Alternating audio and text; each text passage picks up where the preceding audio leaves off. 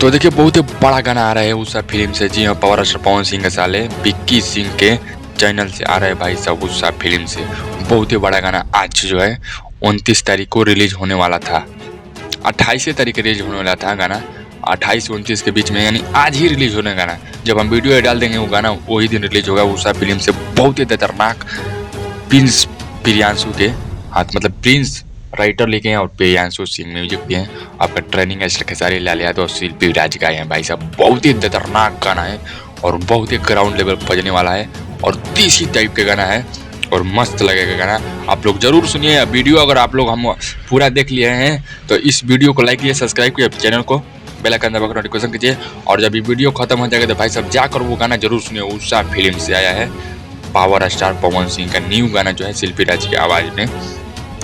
बहुत ही खतरनाक शूटिंग हुआ है और देसी अंदाज में शूट हुआ है। तो आप लोग जरूर जाकर सुनिए, आप लोग का मजा जरूर आएगा भाई साहब। नहीं जब वीडियो ये खत्म हो जाएगा तो आप लोग जाकर जरूर सुनिए वो गाना।